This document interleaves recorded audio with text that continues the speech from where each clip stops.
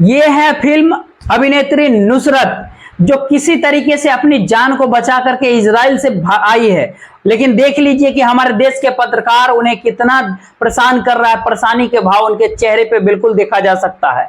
लेकिन इस बेशरम पत्रकार को थोड़ा सा भी शर्म होना चाहिए कि इस मौके पे कम से कम उन्हें परेशान तो ना करे। वो इजराइल में जो संकट चल रहा है वो भारत में कुछ लोग तो ऐसे हैं कि अपनी निजता का स्तर भी दिखाने के लिए तैयार हैं, तमाम उन रेखाओं को पार कर रहे हैं जिसमें वो नजारा सबसे ज्यादा शॉकिंग लग रहा है। हमला तो इजराइल पे हुआ था, आतंकवादी संगठन हमास ने इजराइल पर हमला किया है, तो हम भारतीय अपनी इंसानियत को क्यों खो रहे हैं? आखिर क्या कारण है कि कुछ लोग हमास जैसे आतंकवादी संगठन के आतंकवादी हमले पर भी भारत में यहाँ पर जश्न मना रहे हैं और उसे जायज ठहरा रहे हैं? आखिर क्या कारण है कि सत्ताधारी भारतीय जनता पार्टी, एनडीए की पार्टी मौका मिलाने की चौका लगा रही है? सबसे पहले आपके सामने एक चीज पेश करना चाहूंगा, प्रधानमंत्री नरेंद्र मोदी जी ने इस मुद्दे पे क्या कहा है। आपके स्क्रीन पर प्रधानमंत्री जी का बयान देखिए। जी का कहना है कि मैं हिल गया हूं इस तरह के आतंकवादी हमले से। आगे यह भी वो कहे कि मेरी संवेदनाएं और मेरी पूजा अर्चना इन तमाम बेकसूर लोगों के साथ, उनके परिवारजनों के साथ, हम इजराइल के साथ खड़े हैं इस मुश्किल हालातों में। प्रधानमंत्री नरेंद्र मोदी जी का जो यह संदेश है बहुत ही संवेदनशील है और जरूरत भी है।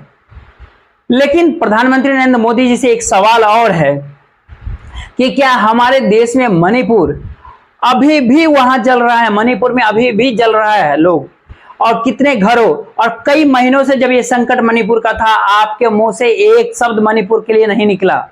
प्रधानमंत्री नरेंद्र मोदी जी के इसी ट्वीट के नीचे देख लीजिए, लोग पूछ रहे हैं मणिपुर मणिपुर मणिपुर, कितनी बार मणिपुर मणिपुर मणिपुर कर रहे हैं। लेकिन नरेंद्र मोदी जी का मजाल है कि एक बार मणिपुर पे कुछ कह दे। प्रधानमंत्री नरेंद्र मोदी जी अगर इजराइल में जो हुआ उसको, उस पर संवेदना व्यक्त करना चाहिए। हम इजराइल की जनता के साथ खड़े होना चाहिए।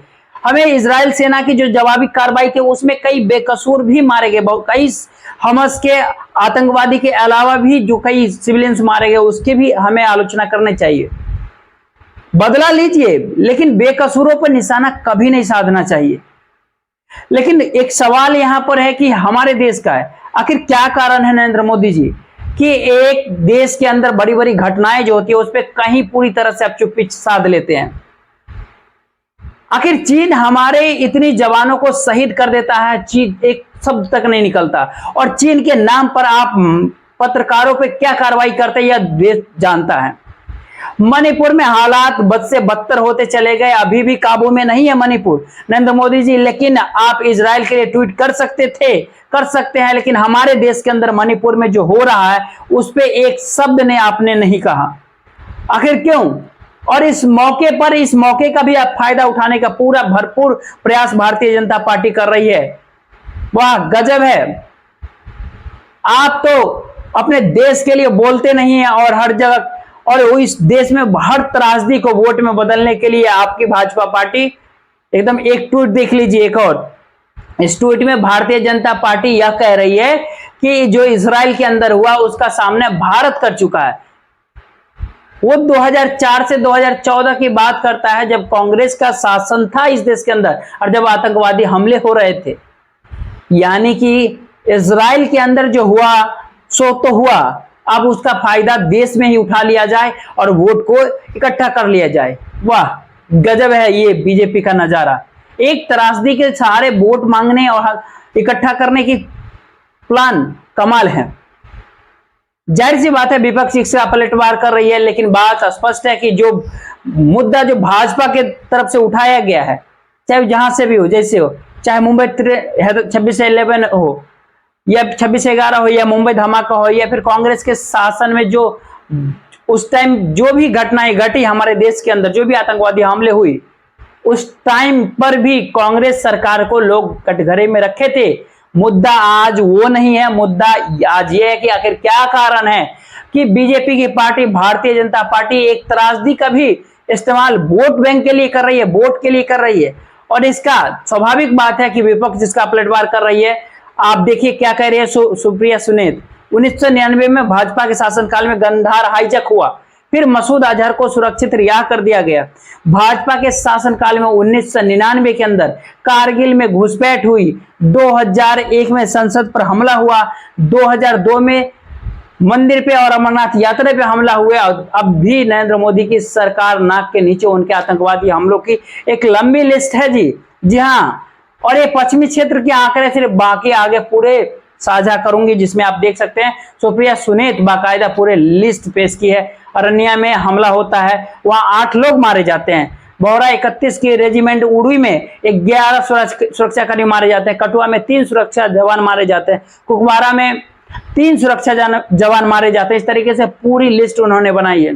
कांग्रेस ने भी अपने ट्विटर हैंडल पर बताया है कि मोदी सरकार में कौन कौन से आतंकवादी हमले हुए हैं। बेंगलोर ब्लास्ट, जम्मू हमला, मणिपुर हमला, गुरदासपुर हमला, पठानकोट हमला, पंपुर हमला, कुपियाजार हमला, उड़ी हमला, बारामूला हमला, हरवाड़ा हमला, नगरोटा आर्मी रेंज पर हमला, सुकमा हमला, भोपाल, उज्जैन, काशी बम ब्लास्ट, अमरनाथ यात्रा पे हमला, सिंजुवान हमला, कांकेवाड़ा हमला, गढ़चिरौली नक्सली बमबारी, पूरी एक लिस्ट, सुकमा, पुलवामा, जम्मू कश्मीर हमला, डिब्रूगढ़, ये सारी हमला, ये देखिए ये भी।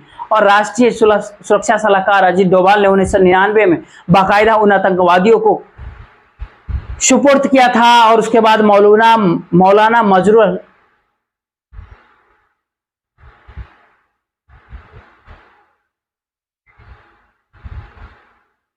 यह भी बताया जा रहा है राष्ट्रीय सुरक्षा सलाहकार अजीत डोभाल ने 1999 के अंदर बाकायदा उन आतंकवादियों को तालिबान को सुपुर्द कर दिया था, और मौलाना मसूद अजहर जैसा राक्षस पैदा हुआ था उसके बाद।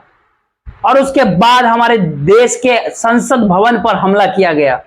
यह भी बतलाया जा रहा है कि पहली बार भारत के अंदर एक जगह है जहां पर आतंकवादी हमला हुआ था, वहां पर भारत में आतंकवादी हमला करवाने वाले आईएसआई को निमंत्रित किया गया था। एक तरफ से, दोनों तरफ से वार और पलटवार हो रहा है। एक बात और स्पष्ट है, क्लियर है कि प्रधानमंत्री नरेंद्र मोदी जब इजराइल के बारे में कहते हैं तो यह उम्मीद देश करता है कि वो मणिपुर के बारे में भी कुछ कहे, और मणिपुर में पूरी तरह से वो खामोश बने हुए हैं। क्यों?